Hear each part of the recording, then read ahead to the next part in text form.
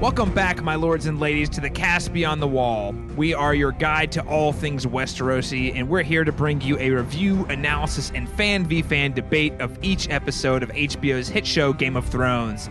This week we're discussing the events of Season 6, Episode 7, The Broken Man. I'm your host, Caleb Masters, and guys, you smell that? You know what that smells like? I'm a little scared, actually, now. What's happening? It smells like chicken. Because you know what? The Hound is back with his chicken, his 2-for-1 chicken special, ladies and gentlemen. That's right. While I am glad to have the Hound back, I'm also glad to have Caleb back. I've never seen your vengeance be very threatening, I guess, so. I hate all of you. My name's Austin Lucari, and I thought it was kind of fun to see the Hound as the biggest hobbit in the Shire this week. He was a very big hobbit. I'm Daniel Stoll, and I think I'm happy to have Braun back, honestly, man. I'm super excited about that. Oh, no. This episode, make no mistake, this episode is 200% better because of Braun. Fact. That is an inarguable fact. You cannot deny that is a truth universal to Game of Thrones. I was just kind of hoping they'd stick him in Dorne for the rest of the time so we could just keep going back there. This year, we are podcasting with our friends and gracious host on the Good Trash Media Network. Now, the Good Trash Media Network is a website dedicated to taking your experience watching TV and film beyond the screen and onto your listening device. Why? Because we believe TV and film is so much more than 90 minutes in a bucket of popcorn, or in this case, 60 minutes and a half-drinking pint of ale. Don't you dare make fun of the Greyjoys. I know what you're talking about, Austin. I was just talking about half-drinking pints of ale. I don't know what you're talking about at all. You can track all of our posts on Good Trash Media on the social media pages at facebook.com/goodtrashmedia, or you can also find us on Twitter at good_trash. Now, this week, I'm a little disappointed in you, listeners. I love you guys a whole lot. You guys are my favorites. Don't tell the rest of Good Trash Media you're my favorites. But you know what? You guys didn't talk to us this week, and we're getting kind of lonely over here. No one talked to us really this week. It was kind of a sad week, and we want to keep the conversation going. I mean, I guess they just didn't have much to say about last week's episode. I'll just take it as we were excellent, and they had no criticisms, and I'm perfect. So yeah. I mean, we have to have basically had perfect criticism because they had no comments. So go us. All right, you guys hear that? You're going to let him say that? We need to throw the gauntlet down. We want to hear what you guys have to say so we can talk more Game of Thrones next week. We do not support racism or misogyny, unlike Austin Lucari and Randall Tarley. So we need you guys to speak up. Talk to us. Let us know what is going on. What are your thoughts on the season so far? What are your thoughts on episode 6 or episode 7 or whatever episode? And we had some big reveals last week. So no listener chat this week. And also no guest this week because we decided to fly. We would decide to fly this Three Amigos style this week. So I guess that'll take us right into this week's review and recap of episode 7, The Broken Man.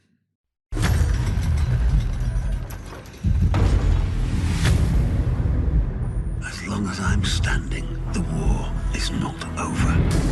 Our two ancient houses face collapse because of your stupidity.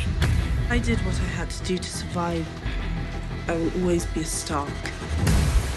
We're gonna take back the Iron Islands. Then we'll get revenge. He died for us. If we are not willing to do the same for him, we're cowards. The real war is between the living and the dead.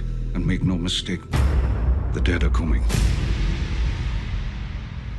All right, so let's go ahead and get down to business, shall we? Austin Lucari, what are you thinking about this week's episode?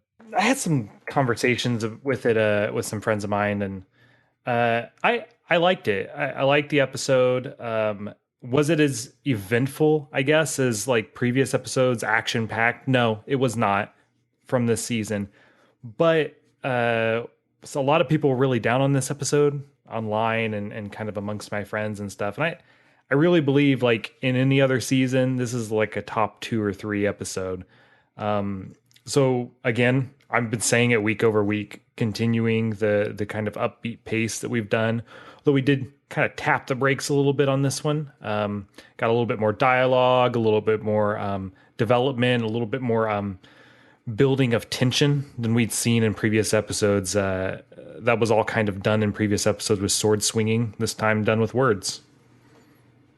Right? I mean, it's like they heard my voice. It's like Weiss and Benioff heard exactly what I was going to say. They said that, listen, the fans, aka Caleb Masters, want some more talking because we haven't given them much of that. We're going to give you guys some talking. And wouldn't you know it, the fans cry out, we don't want talking. We want it to be a runaway roller coaster ride. What do you people want? I hear they're going to get Michael Bay to direct the next episode, actually. Well, that's what the fans want, apparently. That's what they want. If that's more what they explosions. Want. More explosions and beheadings and violence and backstabbings. No need for plot setup. None of that nonsense. No. Very cool. Now, Daniel, I want to before I kind of throw my opinion in the ringer here, I wanted to hear what you thought about the episode. I thought it was good. I don't think that Game of Thrones has bad episodes. I did find that some scenes this week I thought were a little bit underwhelming and didn't really do what they were trying to do.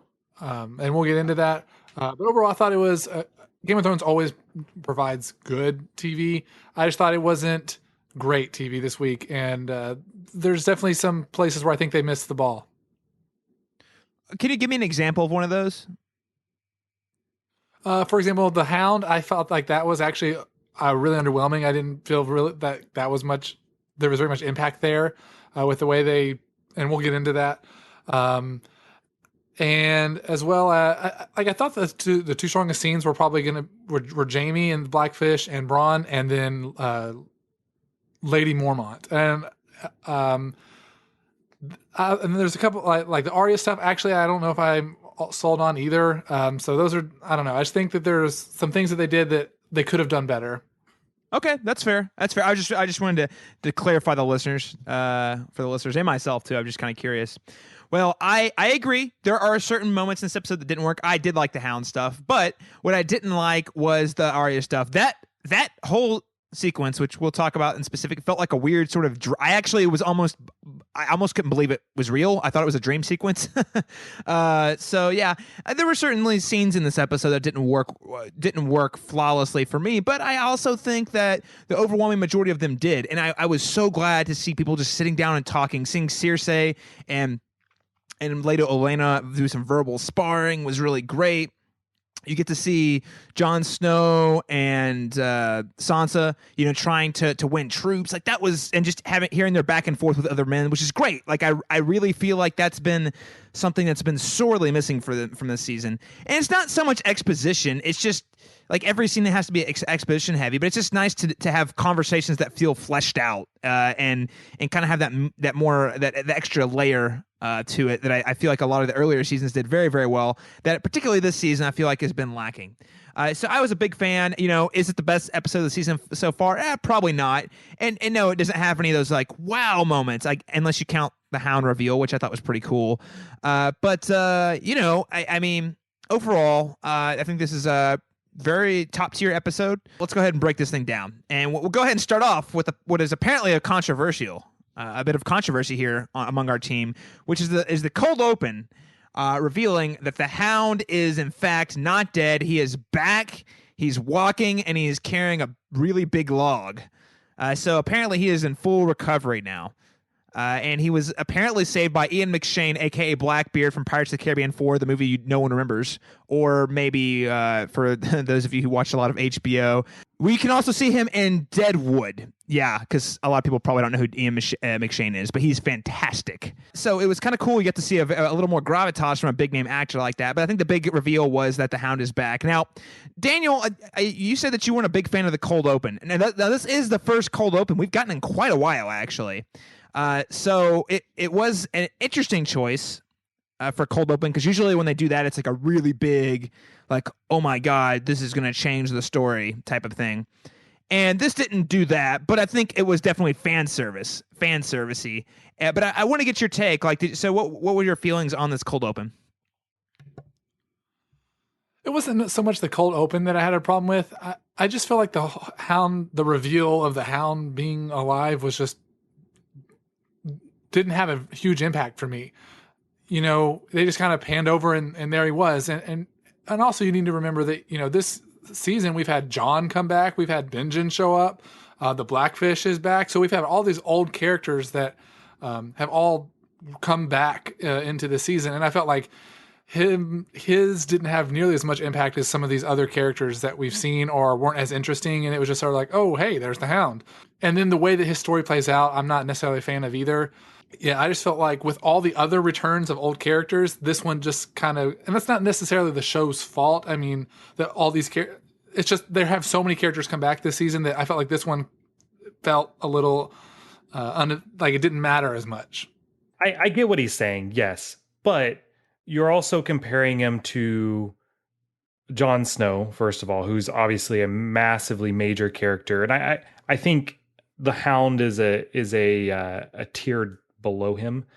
I think it's fitting, right? Jon Snow goes out murdered, and it was a very dramatic way to bring him back. For the Hound, it really kind of symbolized for him a change of mindset a little bit.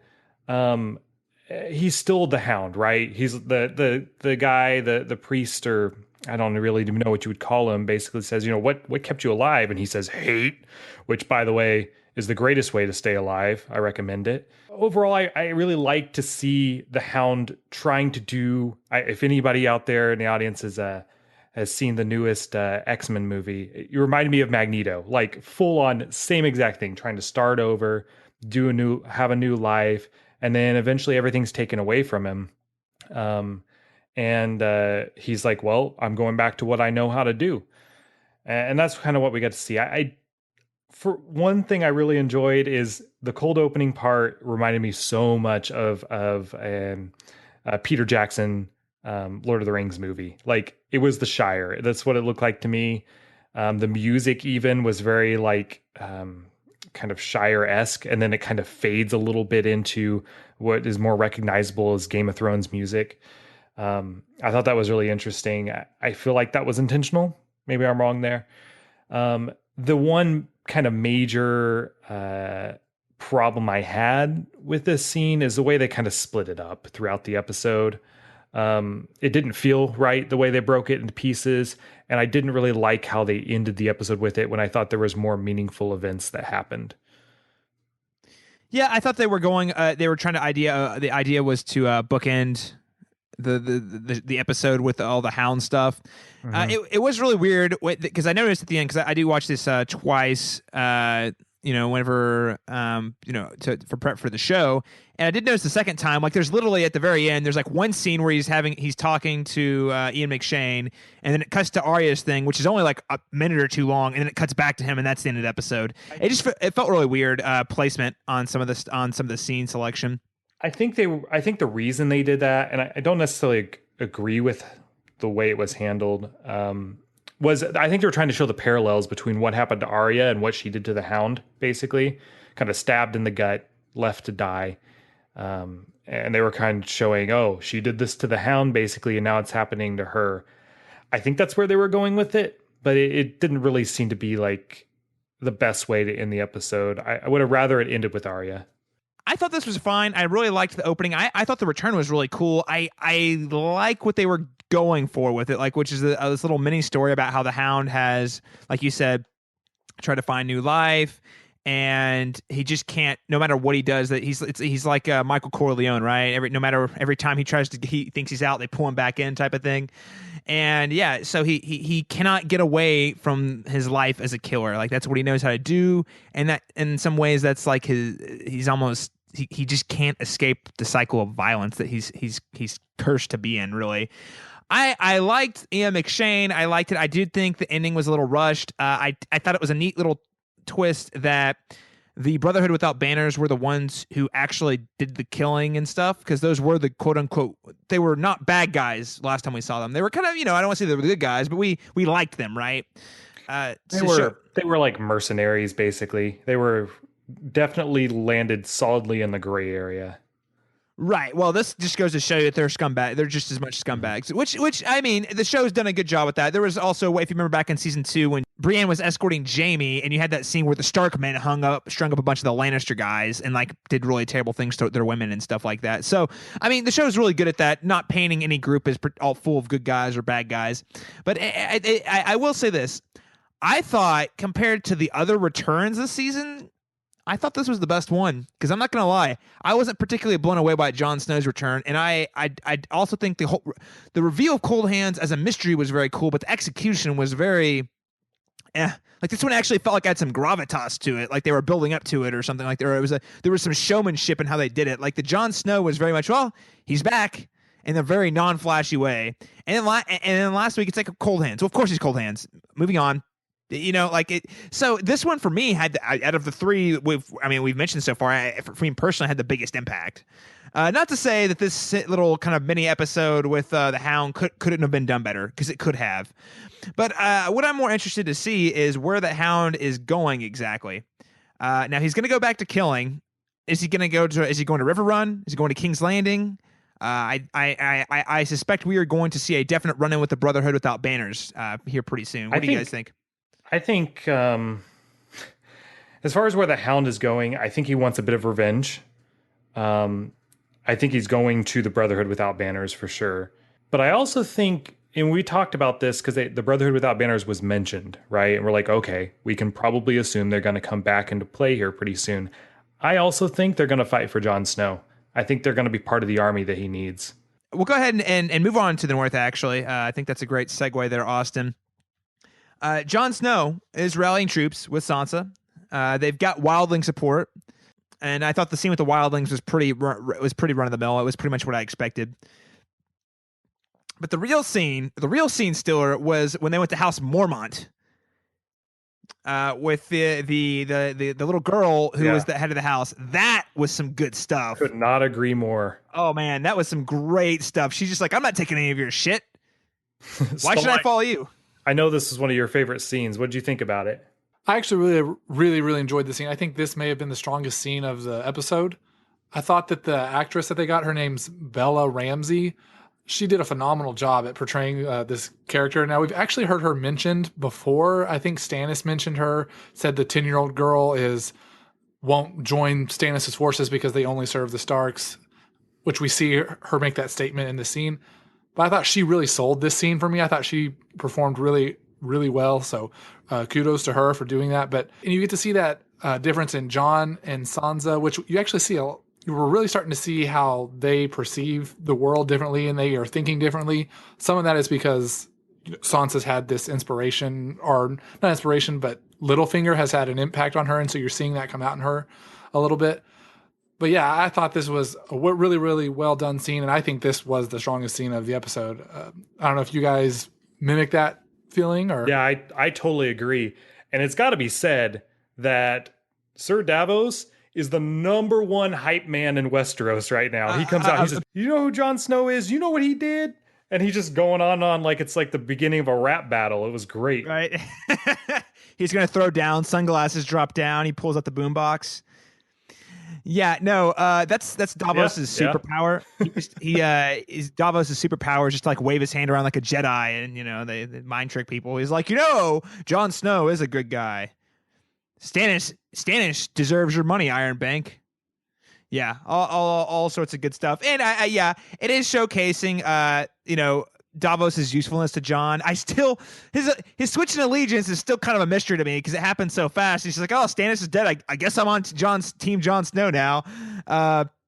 They never really fleshed that out a whole lot, but it was a cool scene. I liked it. It felt like something we would see back in like season 2, back when with the Robb Stark scenes, when he was trying to build his army, or when you saw him when they were planning their battles and things like that. Scenes like that. I feel like the show has been lacking for a long time. And yeah, I know this was top of the line. I don't know if it was quite my favorite scene, but it was definitely top 3 of the episode for sure. Really dug it a lot. And I thought it was really funny that they only have 62 soldiers. Kind of surprising. Not even I realized quite how small Bear Island was. Well, then they move on to House Glover, right? And they get declined pretty hardcore. for this guy who makes he makes a pretty good argument. Let's be honest here. He's like, listen, I served you guys for a long time, and all you guys did was screw me over for years. Robb Stark was an idiot. Ned Stark was a great man, and he was dead. And now you're wanting me to join a wildling army to fight to take back the Boltons, who just helped us out.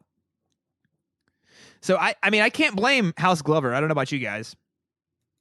No, I mean, if the decisions of Robb are definitely coming back to haunt them here, I think. And between the Karstarks, him abandoning the North and letting the Greyjoys kind of run through there like they own the place,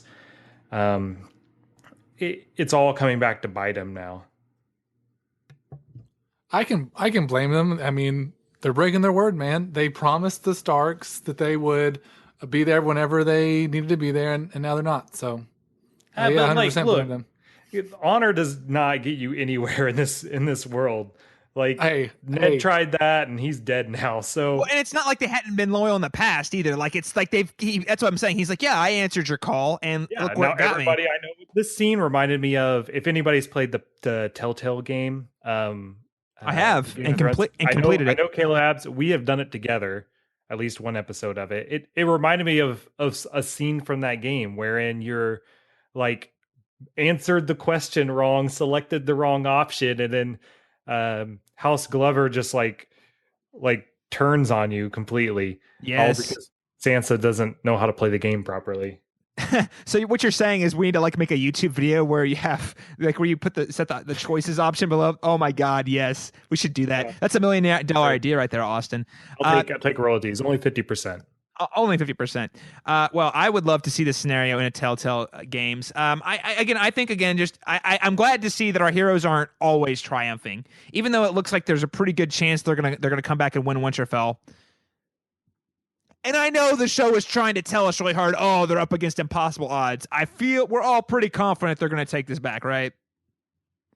Yeah, I think there's no chance that the Starks don't win in some way. I don't know if it's going to be how people want them to win, but I think they come out of this on top.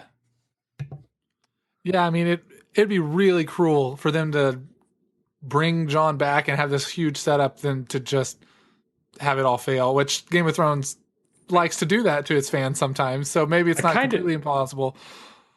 Part of me really hopes that they do that. Because, like, look, here's what's happened this season. We've had really no notable major deaths. We've had several people basically come back from the dead. It's been kind of one of those seasons where everything's kind of rolling, everything's going great. And even, we'll talk about a little bit later, some violence inflicted upon some of our favorite characters in this episode doesn't feel dangerous. I want it to feel dangerous again, because right now I'm feeling very safe. And they are either lost their edge in making the show and kind of moving away from the books, or they're particularly cruel, in which they're going to set us all up where we feel safe, get that sense of season 1 safety again, and then heads are just going to start rolling. I don't know which it is yet. Somebody's going to die this season. I'm not sure who. Someone has to, and it'll be really interesting to see kind of how that plays out. And the downside is, I don't really all the characters we have. I like them all so much, but if none of them bite it, yeah, you're right. The stakes just don't feel like they're quite so real. But we'll have to make a Deadpool here at the end of the episode to see who we think is going to make it, because we've only got 3 episodes left this season, so I think it's about time we start laying those predictions out. Now, one last thing I want to say is that, yes, they are in fact short on troops, but guess what? Sansa's got an ace up her sleeve, a Peter Baelish ace up her sleeve. So, of course, she's going to send a Raven. Now, here's the question. It's not whether he's going to answer the call, because we know he will. What's going to be the catch, though? That's my question. What's going to be the catch with Baelish? Do you think that's where she sent the Raven to? Because she's been talking about the Tully, about Blackfish and stuff the whole time, which I think he's a little held up at the moment. Can't really help them. Do you think he sent it to Peter Baelish? That makes a lot more sense to me. I mean, who else would she send it to? I was originally thinking Blackfish, because that's who she kept telling Jon, we need to get them. We need to go down to River Run. Well, that's what she sent Brienne down there for. Yeah, that's true. That makes sense. Yeah, I think the Littlefinger one makes the most sense, but I think this is bad decision by her. It's going to put a lot of tension, I think, between her and Jon, which we're already starting to see a little bit. And we've already seen her lie to him once.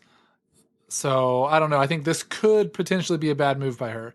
But what's going to happen out of this? Jon is a little upset with her. Is he going to like abandon her? No, like, I think what, this is. What are the consequences of that? Well, I think this is a smart. Here's the thing. I think it's a smart move. And honestly, I don't understand. I mean, I think the only reason she's not telling Jon that she has Baelish in her back pocket is just because she wants to have a secret.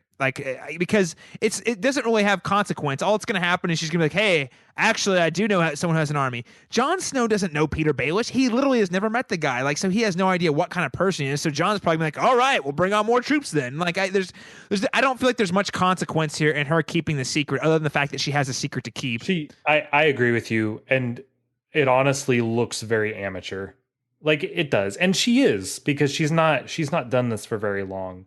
But as far as like scheming goes, she's like below so many characters in the show. But she's definitely trying to do it. She's trying. That's A for effort, Sansa Stark. But yeah, I don't know. We'll see. Baelish is going to come at a price. I'm not sure what that's going to be, though. I think he is going to legitimately want to help them, because I still maintain, I know you guys might disagree, maintain that he cares for Sansa enough. And I think there's definitely he definitely wants to help out in that from that perspective, but there's also going to be a price involved, and of course, it's never simple with Baelish. Do you think Baelish is a White Walker denier? I mean, I wouldn't say denier, but I think as of right now, they're not even on his radar. Let's put it that way. Because they really need to be like, he's the guy who needs to get on board with that. That might be part of the problem. I don't know. We'll see how that goes, though.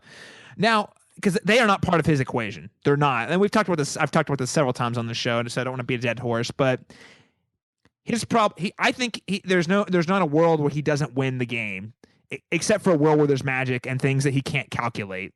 So in this case, that happened. Ramsay Bolton, to some extent, is something he couldn't quite calculate because he didn't expect, for him to do to Sansa what happened.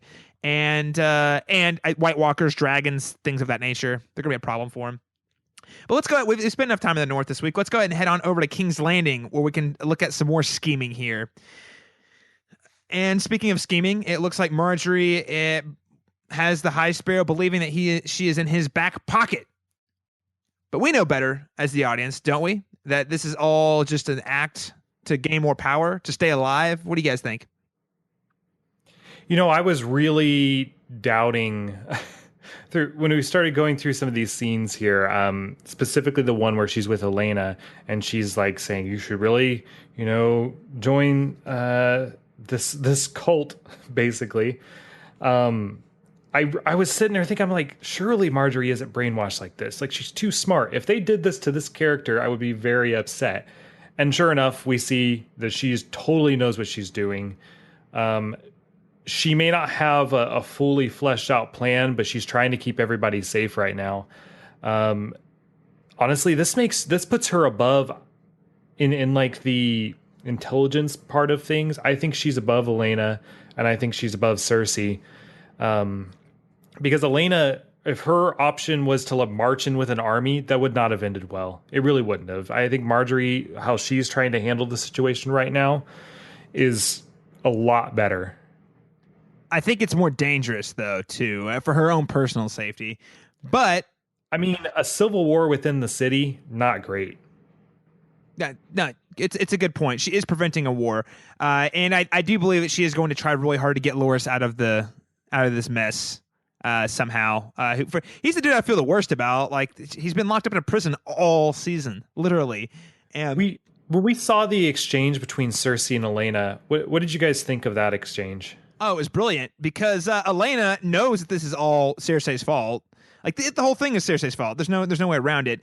And I thought it was beautiful. It was an epic takedown. It was like, you know what? First off, you don't have any friends. I mean, just was everything she said was true and brilliant. You don't have any friends. You caused this mess. And you know what? This is a shitty situation, but you know what? I can rest easy knowing that you're going to lose, and I'll get my hands will be clean. I still think after that exchange that Cersei knows that she was involved in Joffrey's death. What are you talking about? No. I still think so. Where are you getting that from? The show has not hinted at that whatsoever. They have hinted at it, actually. I don't think so.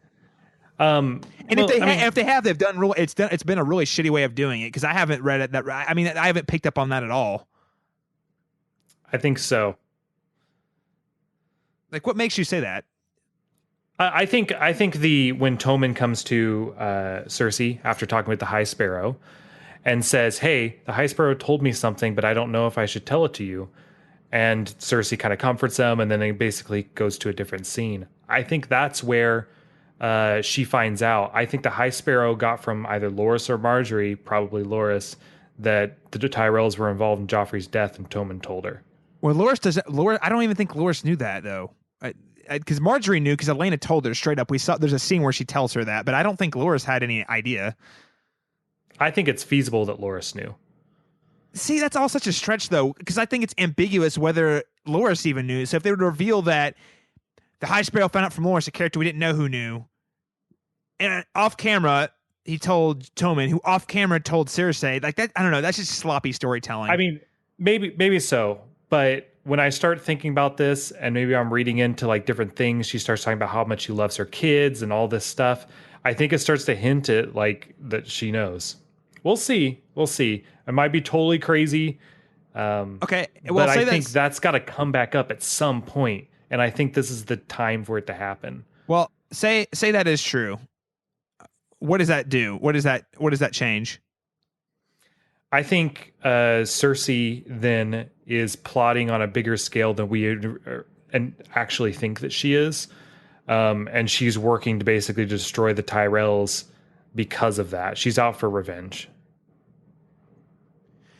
I mean, she's certainly scheming, because she's been very friendly this season, and we know that she has no intention of being friendly. But I honestly, I think everything Olenna said is true. She doesn't have a lot of friends. And here's the thing, and the show and the book might differ here, but knowing how that character thinks, she is not capable of playing a game on that scale. She's not.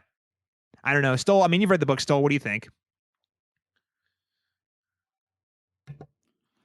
I don't know if I would say she's not capable. I think she could be, but I think because of what has happened to her children, she's no longer. I think if she hadn't lost Joffrey and Marcella, I think maybe she could be in a position to where she could think like that. But given what's happened to her kids, Tommen's the only one left, and that is her only thing left now. That's her only thing. The only thing driving her anymore is this Tommen being left. So I think that she's no longer capable in that sense. I'll agree with you, but I think she could have at one point.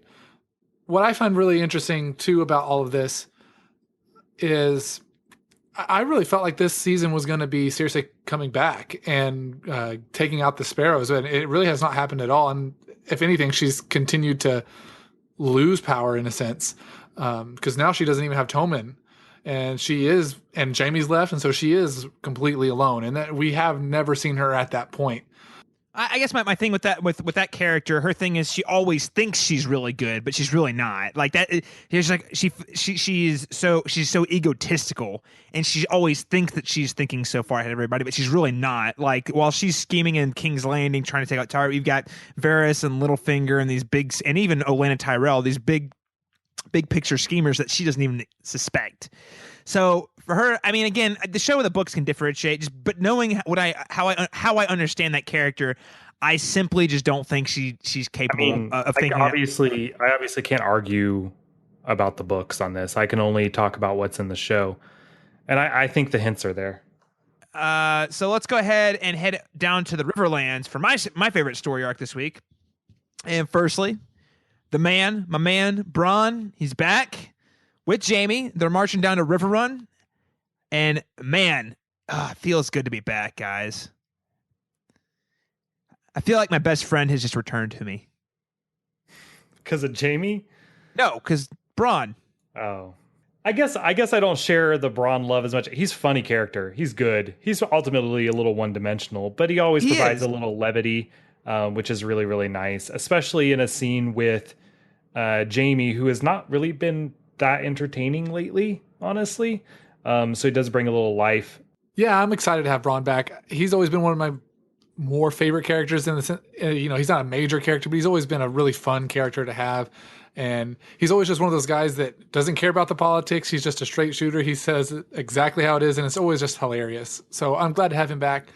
As in terms of like the larger scene, I think that this whole Jamie sequence with Braum and with the Blackfish is like the second strongest scene behind the Mormont scene. So yeah, I really am glad to have him back. Well, I mean, come on. What do they say about Lannisters? They always pay their what? I'm far more excited about Blackfish, though. Well, Blackfish. I'm also excited about the Blackfish. Oh. The Blackfish is also epic, by the way. This is a character we've only he was only in season 3 briefly, only in a couple episodes. Now, this guy, the Blackfish, is an epic warrior, legendary warrior, back from the old, and yeah, he fought in the Roberts Rebellion and did some really awesome stuff. He's also a great strategist. So it's great to see a character from kind of the old, again, the Robb Stark era, which we're getting a lot of callbacks to this season. The Robb Stark era of taking the army south. It was really great to have a character like that back, and his exchange with Jamie was also great. Hey, he was like incredibly squinty, like he was sitting on the brightest beach of all of Dorne, which is kind of hilarious. Until he turns around and looks Jamie right in the eye, and his eyes get like all big and really like the biggest that man can do, I guess. And basically tells him like, I just came here to see what kind of man you were, and frankly, not impressed. And you know what? I agree with him. Jamie does not carry the same presence that he once carried. He's very much feels like a kind of a broken man, someone who doesn't live up to the legend that he once did. I don't know if this is going to be a situation where Jamie can kind of recover that confidence that he used to have, but he definitely doesn't have it now. I felt like he had more confidence in this scene than he's had the rest of the season. Not gonna lie, he felt more. But he still looked completely incompetent, like against the Blackfish, who I don't know how like good of a strategist the Blackfish is. I know he's a good fighter, but to play a game of wits with him, Jamie should come out on top there. He should, and he didn't.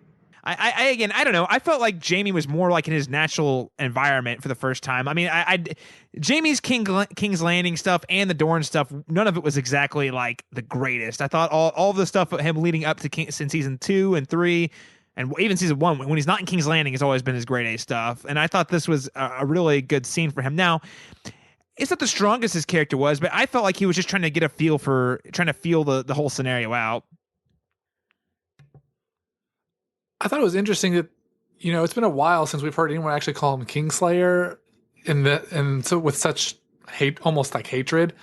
That was, the Starks were a big part of that, and as an audience, we've kind of found out some information that has changed our opinion on Jamie's oath breaking and all that kind of stuff. So it's really interesting that they chose now to kind of bring that all back and remind us that this is how the world did see him at one point. And this is, like you mentioned, the Blackfish, who was a much older character from the Robb era.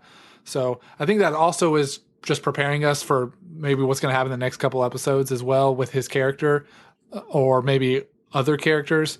I want to say that the most fascinating aspect of this scene that Stoll mentioned with calling him the Kingslayer is that this is an attack on Jamie's ego. And while we haven't seen Jamie's ego quite as high as it used to be, because he lost a hand and he's been humbled quite a bit the last couple seasons, that is still a very crucial and vulnerable part of his persona. And the man attacking his ego is definitely pushing Jamie. Well, let's put it that way. Yeah, I think so. I hope it's the thing that finally draws Jamie out, because frankly, he's been extremely underwhelming for quite a while. Basically, since he has no longer been in captivity, hasn't been great. So now the $1 million question: who wins this fight?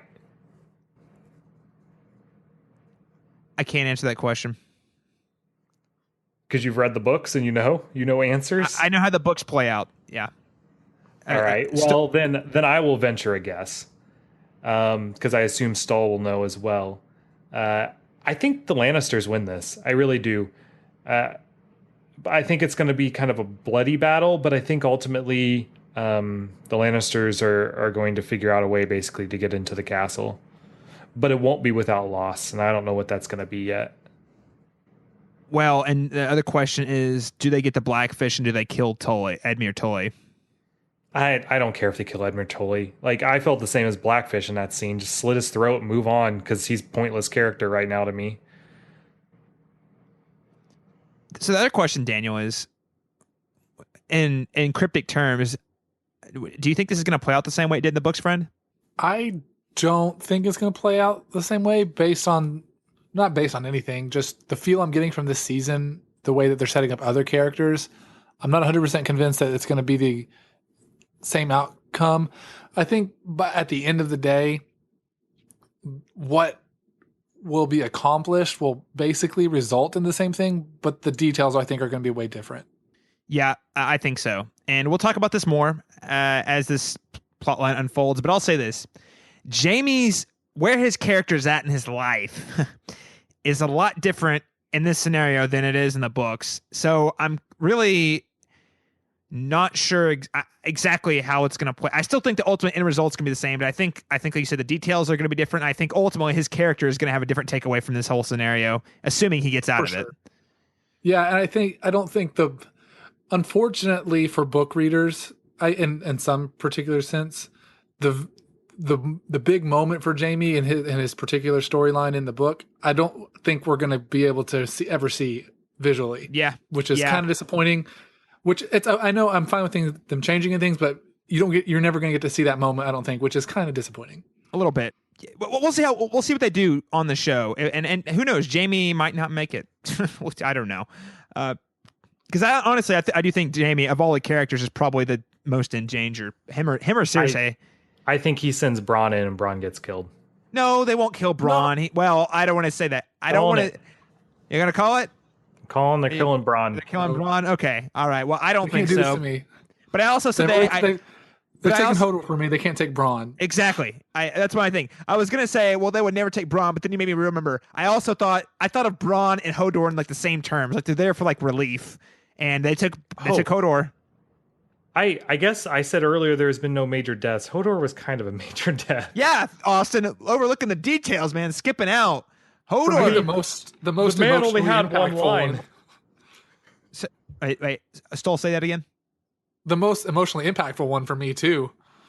Jeez, Austin, you're so insensitive to Hodor. Think about the children, Hodor. Willis, come on, man. Well, really, Austin is telling us how he feels about people who have disabilities.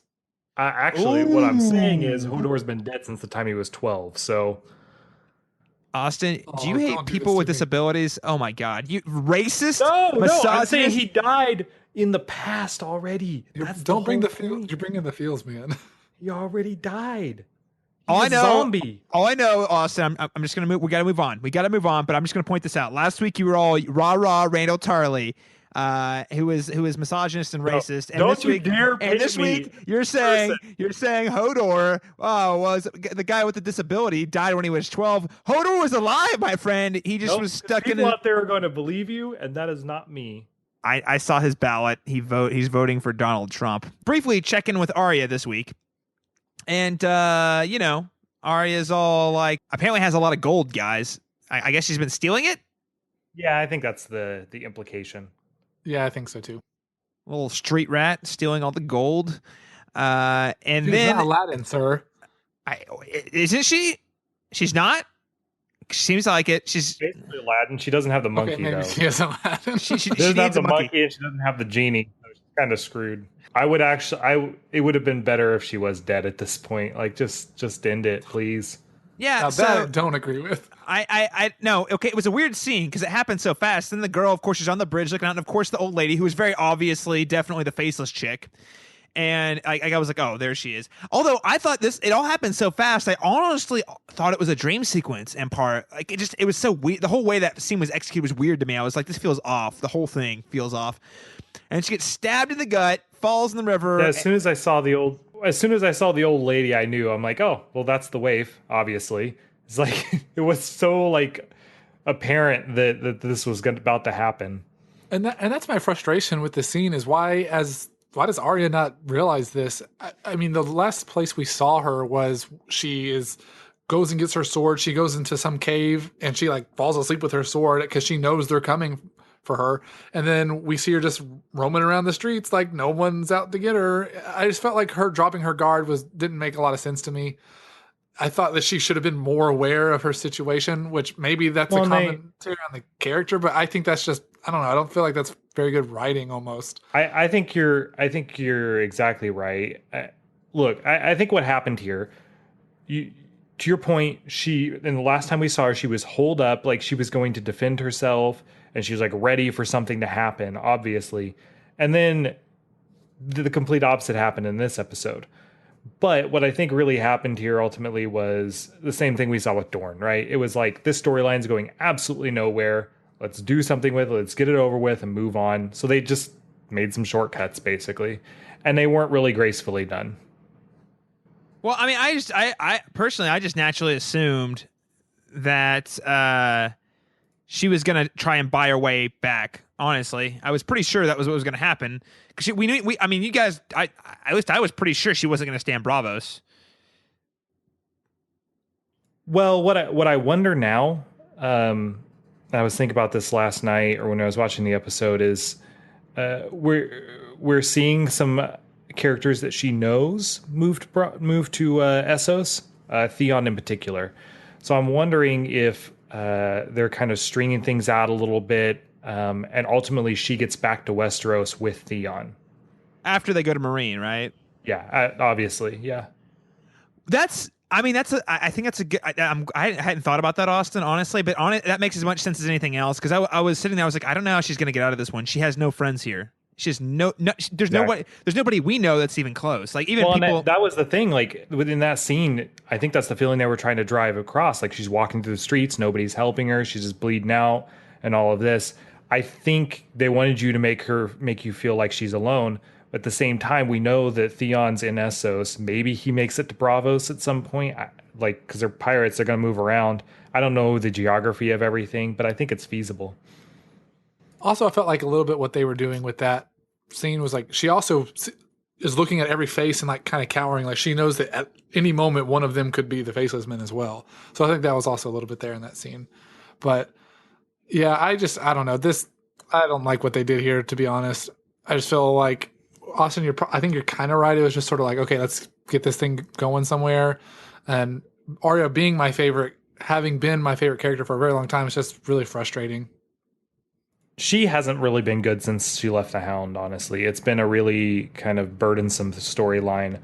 Now that the Hound is back, maybe we see a reunion of the best fake father-daughter pair of all time. That's right. And nothing says a good family bonding like Westerosi fried chicken. That's all I got to say. Also, it sounds like we're all assuming that she's not dead. It never felt real to me at all, which is another frustrating thing about it. Like I never, like when it happened, I was like, okay, well, she's not going to die. Well, exactly. That's really what like nobody feels nobody feels in danger anymore in this show. That's what I'm. Yeah. That's what I was talking about earlier. Is like, I don't feel like any major character is in an imminent threat of death right now. I really don't. And maybe that's what they want me to feel. Maybe they're going to surprise me and I'll be really upset here in a week or two and I'll be complaining on this podcast. Tune in 2 weeks when Austin freaks the F out. Okay. Yeah, I'm in the same boat. I don't feel the pressure. Like, I don't feel like anyone's in danger right now. And, when it happened, I was like, okay, well, she's going to live. Like, she has to, so maybe that's what they're going for. Well, need I remind you, Austin, I'm never going to let you live this down. The season 4 Austin, who is so certain, like dead certain, that there was no way Oberyn Martell could possibly lose. Like you were overly like, yeah. I was like, Austin, he didn't lose, and then they killed him anyway. That is the worst part about it.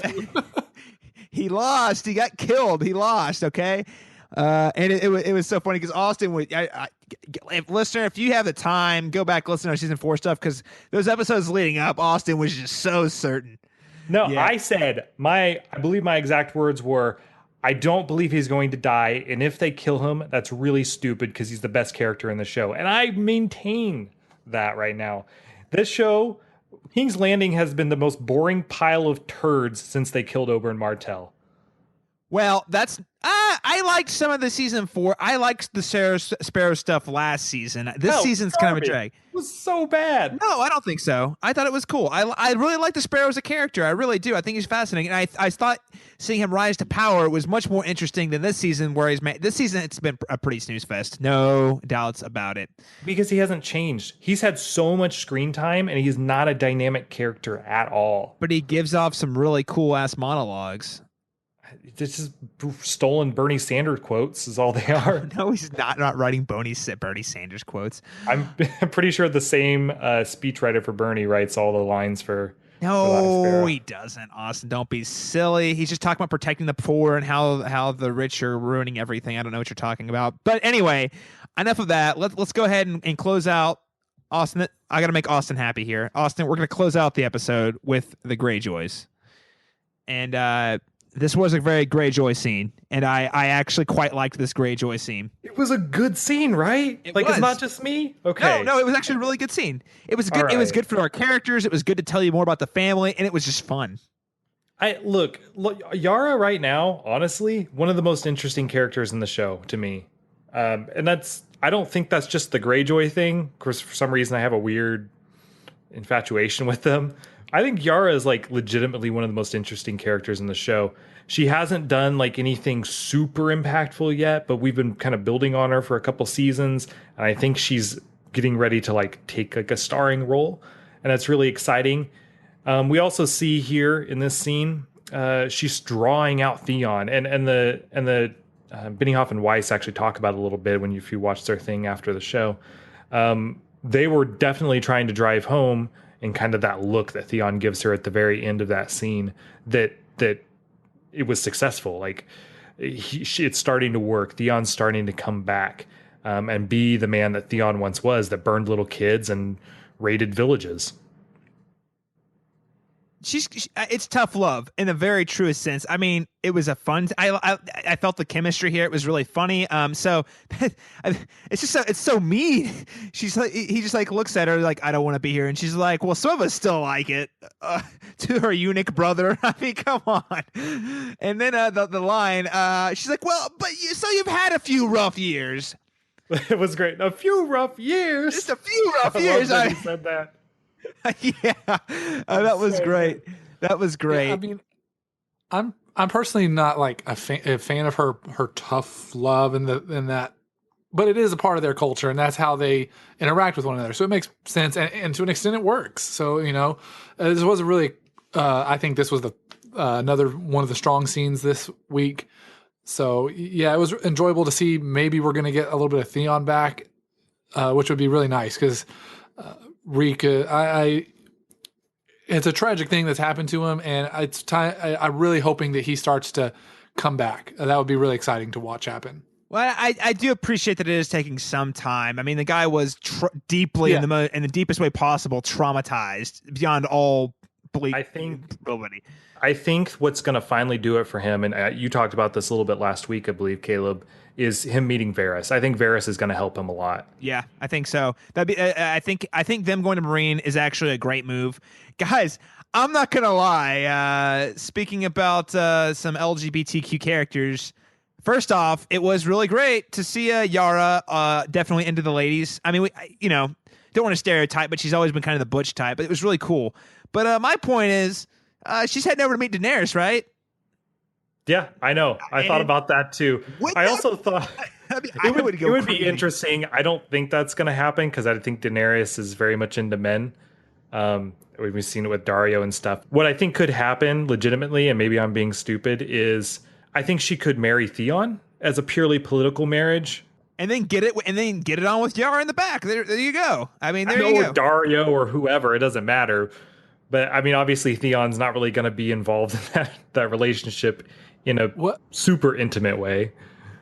What I found could be interesting is if you guys remember, Dario was supposed to kill Dany, but then he thought that she was the most beautiful woman ever and completely forgot everything and became like her completely ready to serve her. I think that Yara might have a similar mentality when she goes over to sees her in her glory and all her power and has this, yes, of course, like I'm going to completely want to support you almost. Maybe I'm pushing it a little bit far because I think she Dario, is a really independent person, but I don't know. I could see something similar like that happening. Yeah, I could see something similar. I don't think she's the type to serve. I think that's not been her thing. Whereas Dario was kind of part of a mercenary group. He was used to following orders and all of that. That's true. Serve isn't the right word there, but yeah, I think very lines. much she's very much going to like I think buy into the Dany myth, I guess, a little bit. But I think it's going to be more of a partnership. I think the Greyjoy Targaryen alliance is coming in strong. All the best characters. We got Jon Snow, we got Dany, we got the Greyjoys, all coming together to rule Westeros. It's going to be fantastic. Do you think Jon Snow's on that team though? I don't think he's on that team. I think so Jon Snow is Targaryen. That's all. That's all I'm saying. I do just the Targaryen. Okay. I agree. He is Targaryen. I don't think they're on the same team though. No, I don't. I think ultimately they're going to clash. I think they'll end up on the same team. I'll put it this way. I think they will end up on the same team. They will initially clash. I think Jon's going to fight Dany, and then they're going to join forces in the classic like comic book sense for against the greater evil, which is the White Walkers. I think the White Walkers, well, we won't go into that. I have big plans for how this whole story plays out.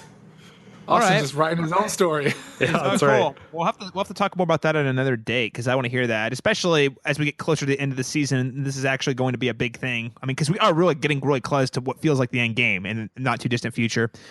Well, I believe it was officially announced this week that it's going to be like a 6-episode season, and a 7-episode season to finish. I think they would very much like to do other things at this point. I think that's what it is too. I honestly think they are ready to be done with Game of Thrones. And this is a very exhaustive process for them too. They literally work year round, working very intensively. This is a hard show to put together.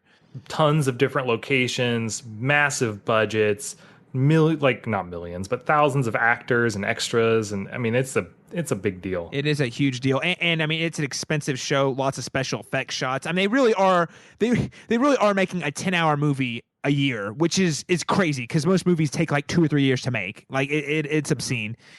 So what they're doing is I'm sure those guys are ready for a break. But yeah, back to the point here to wrap the episode. I do think we're gonna see. I do think you're right. I think we're gonna see the Greyjoys align with Daenerys,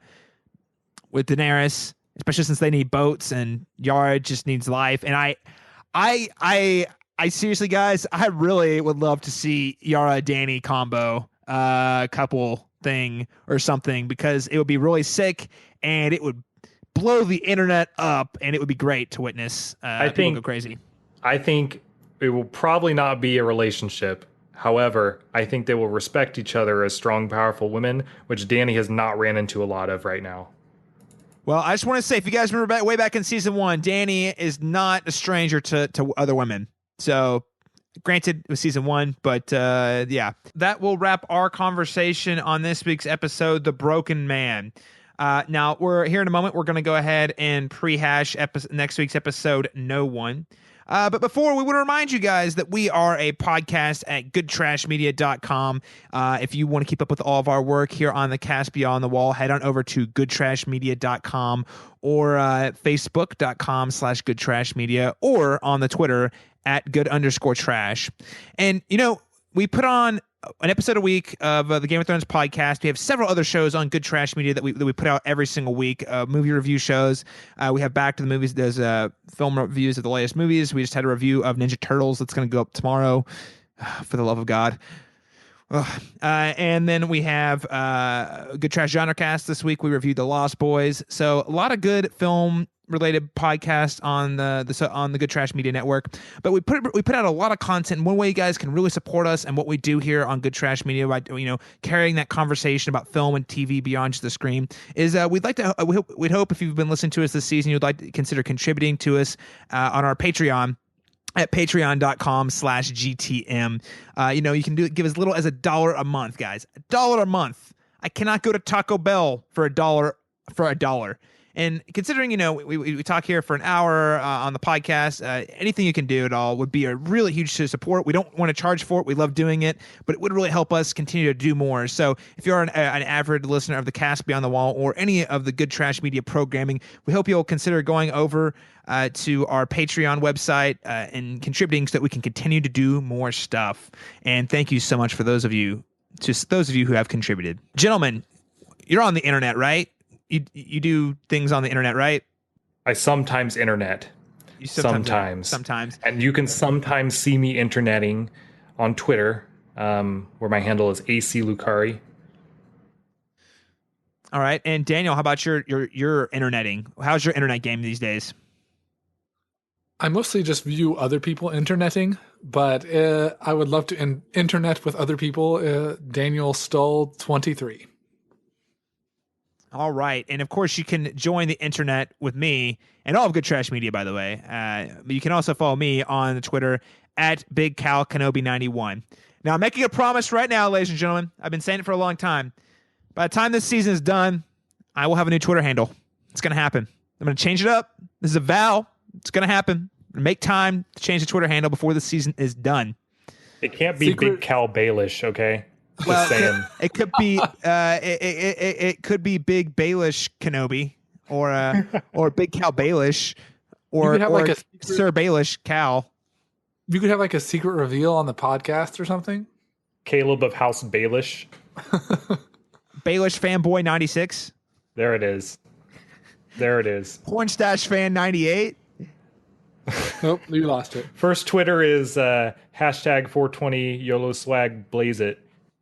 So yeah, you can find us all on the Twitter there. Now let's go ahead and wrap the show, but just by kind of spitballing what we're gonna think is gonna happen next week on No One.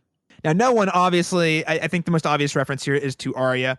I'm actually kind of surprised we're picking up with her immediately next week. She's almost like Tyrion at this point, where it's like we have to have her in every episode at least once, and it's kind of annoying. We talked about that on the podcast. She's not that strong of a character, but yeah, I agree. I mean, if they're ever going to have her in an episode, they need to have her in this one where they just stabbed her and she's presumably bleeding out right now. So yeah, right. We want to check in. We want to know, hey, how is this going to resolve itself? Is she dead? Is she not dead? So we will definitely see Arya. But what else we're going to see? Mountain murder madness. Yeah, it looks like we're actually going to see the Mountain murder some people. Pretty straight up, too. Now, I want to point out, Mountain fighting the church.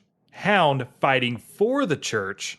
Ooh. Did I not say something like this 5 episodes ago? Clegane Bowl. No, I swear to God, guys. I don't want to see Clegane Bowl. You know what I think we are going to see, though, and it's going to be awesome? I want to see the Hound take on Braun. We were promised that in season 2. They teased us. They teased us hard, and we never got to see it. The Hound is going to fight for the Sparrows?